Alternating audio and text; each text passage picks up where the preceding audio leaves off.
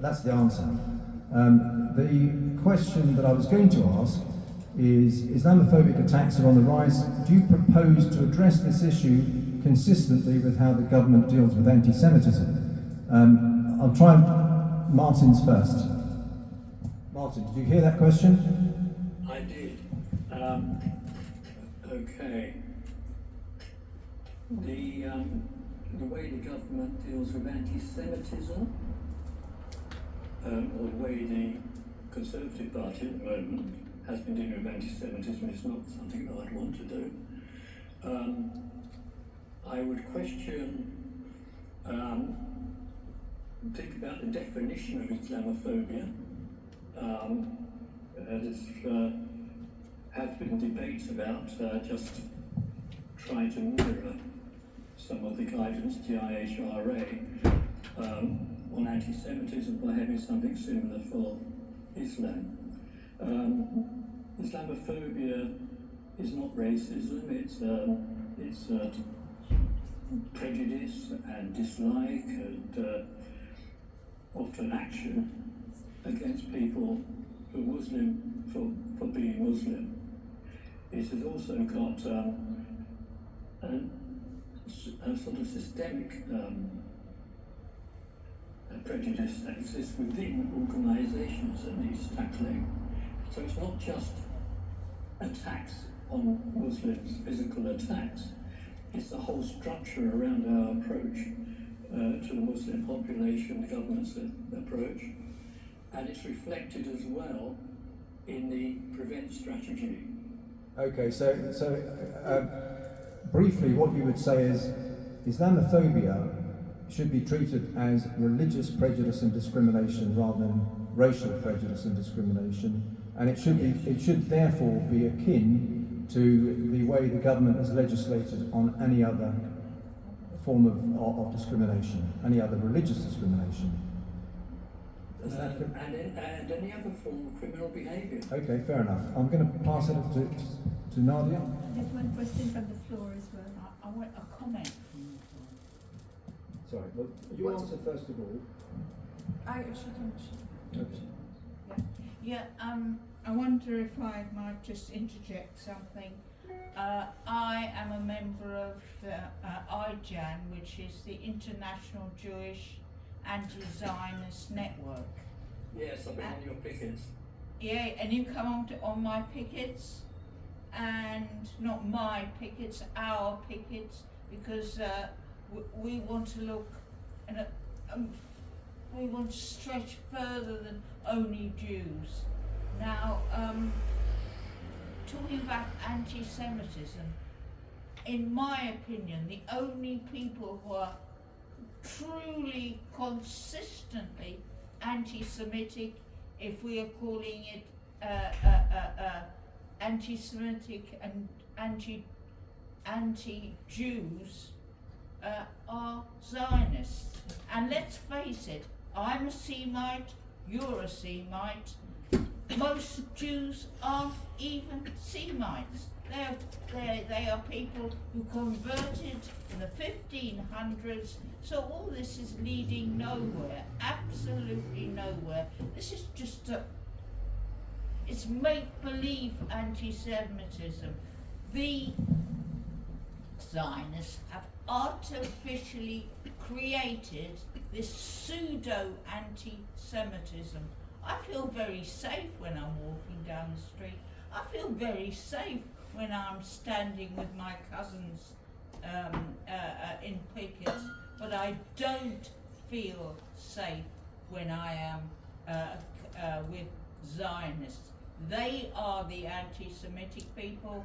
If we're using it in, let's call it the anti-Jewish people, the anti-Middle Eastern people. They are the people who I fear. Zionism is an artificial concept. It is an artificial yeah, and this thing where people are being kicked out of the Labour Party for being anti-Semitic is absolutely ridiculous. Absolutely ridiculous. Because if you speak to real Jews, Jews who believe in their Judaism, it would be obvious to everybody. Jews, every Friday, they drink wine and they say, we drink to life. The Zionists drink to death. Because, therefore, and if we're anti-people who drink to death, so be it. I'm with them. That's what I wanted to say. So I'm sure everyone could hear. It's about the labelling. It's not about anti-Semitism, it's anti-Jewishness. You have to be specific. Now, there was a mention about prevent. I'm sorry, but prevent is very skewed. There is extremism in every walk of life, of every section of life, in every religion, in every colour and creed. So it can't be just specifically to Muslims. Unfortunately, that's how it's become. Prevent has been magnifying Muslims over and over again. And that's the problem. Yes, we want to protect our streets from terrorism, absolutely. But terrorism of all kinds, not just one. And there has to be empathy, there has to be understanding that as a British Muslim, when our country, United Kingdom, has a war with a Muslim country, an illegal war, for example, Iraq, how do you feel as a British Muslim in this country? Do you feel appreciated? Do you feel loved? Because when I was growing up, I felt a lot of prejudice. A lot, and I didn't feel confident. It was actually George who gave me my confidence. And for me, this country really has to wake up. Millions of Muslims died for this country in World War II, so that we could speak English and not German. We need acknowledgement. Yeah, I'm just going to remind the people here that it's now 8:27, and we were originally scheduled to run from 7 till 8:30. I'm going to come back to a relatively local issue for the next question, and I'll ask Nadia to kick this one off. What is your proposal to improve air quality overall in Brent?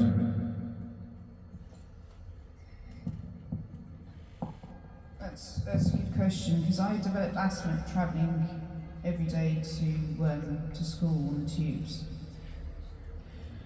So there needs to be a lot of research into where the bad air quality comes from and what type of cars, the emissions, where it actually derives from. Because penaltying the working classes with ULEZ isn't going to reduce it. I'm actually unsure how to answer that, I'll be honest. Martin, how would the Greens, what would the Greens' proposal to improve air quality overall in Brent be? Okay. 3 minutes. Yes, it can't just be Brent, it has to be across the country. Sure. The air quality doesn't stop at the borders of Brent and go into Harrow or anything else. So it's across the country that we have to reduce the amount of pollution via vehicles and so on, but a lot of it's actually emissions from homes. So proper construction of homes with the right sort of, so I've forgotten the word. Sorry. Insulation. Is it insulation? Insulation is the word, yes, insulation. It just pours out of our rooms and windows at the moment. So one of the big things with the Green Party is that we want to insulate all homes with a massive programme. Obviously more public transport without the emissions that you get from cars and so on. Industry becoming cleaner because it's powered by green electricity and so on. And in terms of the traffic and so on, as well as having public transport, having means of travelling by bicycle or by foot, which means that you don't have to breathe in filthy air when you do it. I used to be a daily cyclist, and cycling behind polluting lorries and cars and so on, we were actually getting more ill by doing that than probably by sitting in the cars themselves. So across the border, across the country rather, we are still getting death in young children from what they breathe in, the air that they breathe in. Admissions not just for respiratory diseases and for asthma and things like that, but for other illnesses that are caused by pollution, by air pollution, not just from traffic, but as I say, from industry as well. Something that came up in another Hustings was the pollution coming from some of the recycling works around Wembley. There's a particular one called Seneca, which is in between Wembley and Neasden, and local residents complain about a big stink coming from those works, which means that they can't actually open their windows to let the air in. It's too filthy. Okay, Martin, I'm going to move on to another question because we're running out of time. There is another local question, and I'll ask you to respond to this first, and then I'll move to Nadia. Safer streets is a big issue in Brent, and it's been coupled with the rising costs of living. How do you propose to deal with this? So if we looked at safer streets rather than the rising cost of living, because I think that's probably too much to deal with in one subject matter, isn't it? So, does the Green Party have a policy on safer streets? It depends what you mean by safer streets, doesn't it? Safer streets in terms of traffic and so on, which I think we probably addressed in some ways about green ways of travel and so on. But the other aspect of it is safety of women and children on our streets. And one of the issues there is the lack of confidence in the Metropolitan Police and how they treat crimes against women, both violent crime on the streets, but also, although it's improving, domestic crime at home. It's not just in the street. So the better training of the police force, more local policing, more proactive policing, and investment in a police force, not just in terms of personnel, but in terms of training and ensuring that they have an approach to ethnic minorities, women and others that is empathetic, that understands the issues that they face. Okay, I'm going to ask Nadia to respond next. So with crime, there's many issues that are the cause. There's poverty, there is lack of activities for the young, there is the cost of everything. You know, if you step outside your house, you have to pay for something to enjoy yourself. Nothing's for free anymore. So, for example, I'll throw an example about the youth. Joining gangs, it's very easy to join gangs, especially drug gangs. And the reason is a lot of young people, they see the wads of cash and they think, oh right, I can get rich now. And especially if they come from a poor background, that looks very attractive and they go down the wrong path. What there needs to be like there used to be, I don't know if you remember the youth centres that we grew up with, where you could go play football, basketball, talk to people. That needs to happen again. The young need activities to let them get out of the gangs. Also, I was just thinking, I'm thinking out loud, is the groups on the Nextdoor app, which I'm really active on. People are quite active in trying to show their neighbours that a crime has happened in the area. They film, they video the car thieves, the damage to property. And I believe that we should give more backing to community groups, like the Neighbourhood Watch. a long time ago, there used to be a bobby for every kind of area. Why don't we have one like that again? A bobby is a policeman who knew the people, knew the neighbours, knew the area, and if there was an issue, they would talk to him. It has to start from small, and then it can develop into something bigger. You can't generalise this issue. Also, another thing I say, support for single mothers, or single parents rather. Because as a single parent, it's very hard to bring up a child, to work, to live life, and there's a lot of pressure, and there needs to be a community support structure in place when we have single parents. Could I just say something, not in opposition to you, but just really for the benefit of people on the call? Sure. Research has just been published. It shows that in all of London, Brent has lost the most community spaces where youth and others can go. Stonebridge Adventure Playground, which I worked with as a trustee of the Brent Play Association, was closed down by Brent Council, ostensibly for funding reasons, but also so the site could be developed. That had been set up in the 80s during the time of the riots, and the people who worked there, mainly black male workers in fact, had been kids who attended Stonebridge Adventure Playground when they were young, and they trained as play leaders and worked with the youth as they moved through.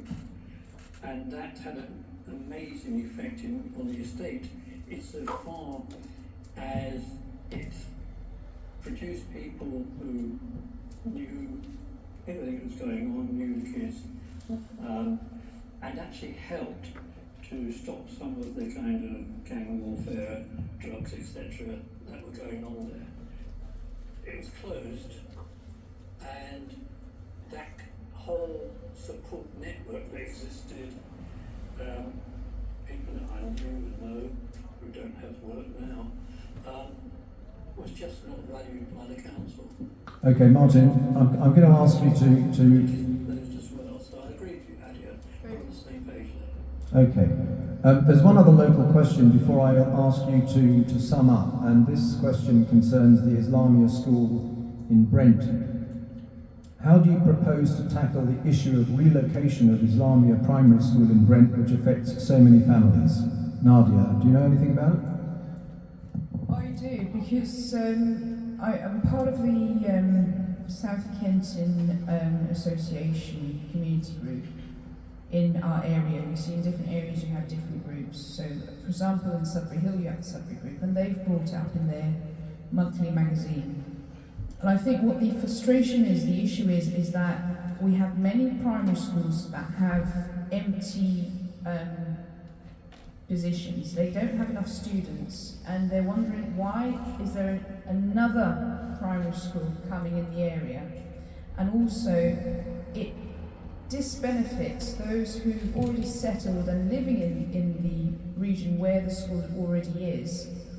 They have to uproot themselves, move their children to other schools. So what's the reason? I really want to know that. I want to know what's the reason behind this move. I'm afraid I don't know the answer to that. Martin, do you have a position on or does the Green Party have a position? Yusuf Islam, who owns the site of the Islamia Primary School in Queen's Park, he decided to evict Islamia Primary School from that site. He wants to use the site to expand the secondary schools that exist there, so they can take on more pupils. The school is state funded in terms of the teacher salaries, etc., but like other voluntary schools, the building is something different. The offer of Strathcona's site, I agree, is not appropriate. I think there's more behind it than just moving out of the area. Some of the parents at Islamic primary are concerned that it actually means that working class Muslim mothers will not be able to afford the